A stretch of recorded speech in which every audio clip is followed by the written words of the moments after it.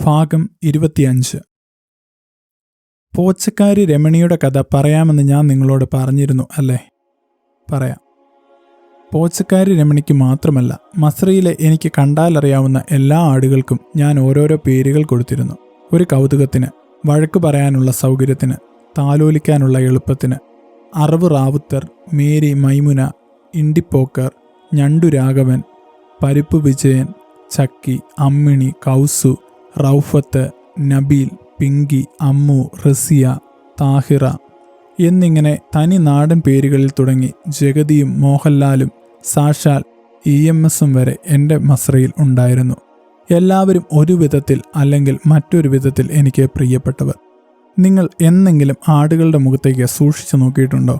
നോക്കിയാൽ കാണാം, അവയ്ക്കൊക്കെ ഓരോ മനുഷ്യമുഖവുമായി നല്ല സാമ്യമുണ്ട്.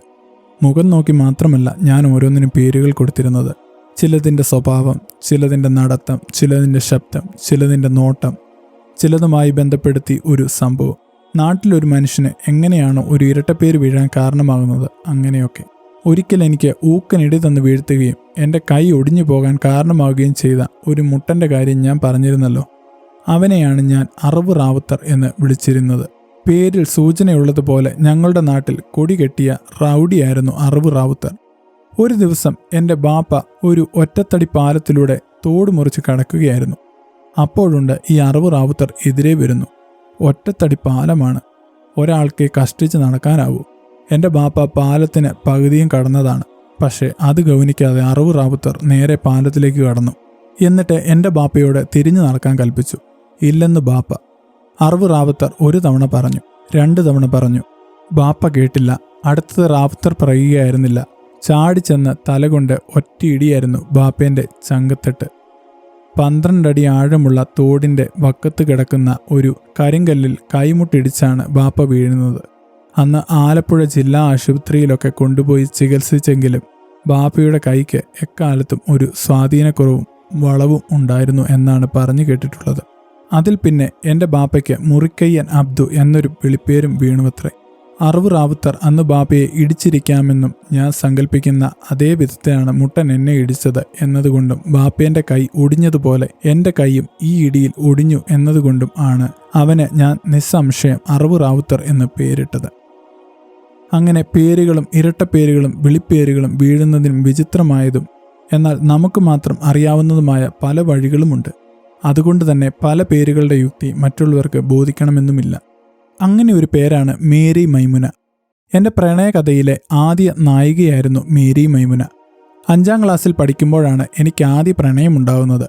എൻ്റെ ക്ലാസ്സിലെ ഏറ്റവും മിടുക്കിയായ, ഏറ്റവും സുന്ദരിയായ, ഏറ്റവും നല്ല പാട്ടുകാരിയായ മേരിയോട്. ആ ചെറുപ്രായത്തിൽ ഞാൻ അവളെ ചേർത്ത് കണ്ട സ്വപ്നങ്ങൾക്ക് അതിരുകളില്ല. എങ്ങനെയോ എൻ്റെ ഉമ്മ ഈ കടിഞ്ഞൂൽ പ്രണയകഥ അറിഞ്ഞു. എൻ്റെ മനസ്സ് സൂത്രത്തിൽ ചോർത്തിയെടുത്ത നയവഞ്ചകൻ അബ്ദു മൂത്തയിക്ക പറഞ്ഞു കൊടുത്തതു തന്നെ. എൻ്റെ ഉമ്മ വലിയ ചിരിക്കാരിയാണ്. എന്തു കേട്ടാലും വലിയ അമ്മിഞ്ഞ കുലുക്കി കുടുകുടയെ ചിരിക്കും. ഈ കഥ കേട്ടും ഉമ്മ ചിരിച്ചു. പേര് കേട്ടിട്ട് ഒരു നസ്രാണിച്ചയാണെന്ന് തോന്നുന്നല്ലോടാ. ചിരിക്കിടെ ഉമ്മ നെറ്റി ചുളിച്ചു. ഇല്ലുമ്മ, അവളും നമ്മുടെ ജാതിയ. ആവേശത്തോടെ ഞാൻ കയറി പറഞ്ഞു. നമ്മുടെ ജാതിയിൽ ഒരു മേരിയോ? ഉമ്മ പിന്നെയും കുലുങ്ങി ചിരിച്ചു. അപ്പോഴാണ് അവൾ നമ്മുടെ ജാതിയായിരിക്കില്ലെന്ന് ഞാൻ ഓർക്കുന്നത് തന്നെ. മേരി അല്ലുമ്മ. ഞാൻ അന്നേരം വായിൽ തോന്നിയ ഒരു പേര് വെച്ച് കാച്ചി. മേരി മൈമുന. അത് ശരി, ഞാൻ എൻ്റെ പള്ളിക്കൂടത്തിലോട്ട് ഒന്ന് വരുന്നുണ്ട്. ആ പേരുകാരിയെ എനിക്കൊന്ന് കാണണം. ഉമ്മ ചിരി തുടർന്നു. എൻ്റെ മേരി മൈമുനയെ കാണാൻ ഉമ്മയ്ക്ക് സ്കൂളിൽ വരാൻ പറ്റിയില്ല. അതിനു മുമ്പ് ഞാൻ പഠിപ്പ് നിർത്തി. എൻ്റെ ഉപ്പ ചത്തത് അക്കൊല്ലമാണ്. എത്രയോ കാലങ്ങളായി ഞാൻ മറന്നു കിടന്ന ഒരു പേരായിരുന്നു മേരി മൈമുന. പക്ഷേ എപ്പോഴോ മസ്രയിൽ ഒരു സുന്ദരി ആടിനെ കണ്ടപ്പോൾ ആ ഓർമ്മകൾ എല്ലാം കൂടി ഒന്നിച്ച് എന്നിലേക്ക് തിരതുള്ളിയെത്തി. എൻ്റെ നോട്ടത്തിൽ മേരി മൈമുനയുടെ അതേ രൂപലാവണ്യം ആ ആടിനും ഉണ്ടായിരുന്നു.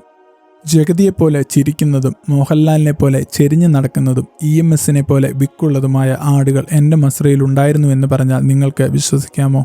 മസ്രയിൽ വളരെ കുറച്ച് ആടുകളെ സ്ഥിരതാമസക്കാരുള്ളൂ. നല്ല പേരും പാലും ഉള്ള കുറേ പെണ്ണാടുകളും നല്ല വിത്തുഗുണമുള്ള കുറേ മുട്ടന്മാരും. ബാക്കിയെല്ലാം വളരുന്ന മുറയ്ക്ക് ചന്തയിലേക്കും അറവുശാലകളിലേക്കും കയറ്റി അയക്കപ്പെടും. ഏറ്റവും കൗതുകം എന്താണെന്ന് വെച്ചാൽ ആ പേരുകാരൻ പോയി കഴിഞ്ഞാൽ ആ പേരവിടെ അസ്തമിക്കുന്നില്ല. കുറച്ചു കാലം കഴിയുമ്പോൾ അതേ സ്വഭാവ വിശേഷത്തോടെ മറ്റൊരാട് പ്രത്യക്ഷപ്പെടും.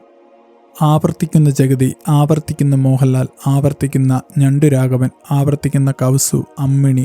ആടിൻ്റെയും മനുഷ്യൻ്റെയും ജന്മങ്ങൾ തലമുറകളിൽ നിന്ന് തലമുറകളിലേക്ക് പുനരാവിഷ്കരിച്ചു കൊണ്ടിരിക്കുകയാണ് എന്നാണ് എൻ്റെ വിചാരം. ഞാനിവിടെ എത്തിയ ദിവസം ആദ്യമായി പാല് കറക്കാൻ നിയോഗിക്കപ്പെട്ടപ്പോൾ ആദ്യം സമീപിച്ച ആടിനെയാണ് ഞാൻ പിന്നെ പോച്ചക്കാരി രമണി എന്ന് വിളിച്ചു തുടങ്ങിയത്. ഞാൻ ആദ്യമായി മുലയ്ക്ക് പിടിച്ച ആടെന്നാണ് അതിൻ്റെ പേര് പ്രസക്തി. ഞാൻ വളരെ ചെറുതായിരുന്നപ്പോൾ നടന്ന ഒരു സംഭവം എനിക്ക് ഓർമ്മയുണ്ട്. എൻ്റെ ഒരു മാമൻ മിക്കപ്പോഴും വീട്ടിൽ വരുമായിരുന്നു. പോക്കർ മാമൻ എന്നായിരുന്നു ഞാൻ അദ്ദേഹത്തെ വിളിച്ചിരുന്നത്. പോക്കർ മാമൻ വരുന്ന ദിവസം ഉച്ചയ്ക്ക് ഊണ് കഴിയുമ്പോൾ എന്നെയും വിളിച്ചുകൊണ്ട് നടക്കാൻ പോകും. ഇറങ്ങാൻ നേരത്ത് അത്ത ഒരു 25 പൈസ താ, പോകുന്ന വഴി ഇവന് മുട്ടായി വാങ്ങിക്കൊടുക്കാനാണ് എന്ന് എൻ്റെ ഉമ്മയോട് പറയും. ഉമ്മ എന്നും 25 പൈസ മാമന് കൊടുക്കുകയും ചെയ്യും. എന്നാൽ എനിക്കൊരിക്കലും മുട്ടായി കിട്ടിയിട്ടില്ല.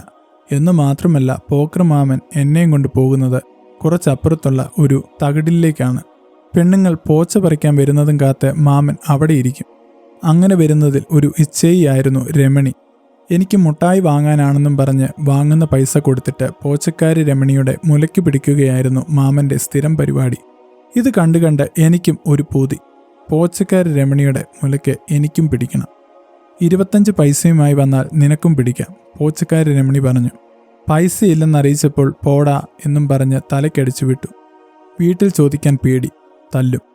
എന്നാലും എനിക്ക് മുലയ്ക്ക് പിടിക്കണം. അതിനുവേണ്ടി ഉമ്മയുടെ അരിപ്പെട്ടിയിൽ നിന്ന് 25 പൈസ മോഷ്ടിച്ചെടുത്തു. അങ്ങനെ ഒരു ദിവസം ഞാനും പോച്ചക്കാരി രമണിയുടെ മുലയ്ക്ക് പിടിച്ചു. അതിൻ്റെ സുഖം അറിഞ്ഞു. പക്ഷെ ഓരോ ചില്ലറക്കാശിൻ്റെയും കണക്കറിയാവുന്ന ഉമ്മ എന്നെ കയ്യോടെ പിടികൂടി.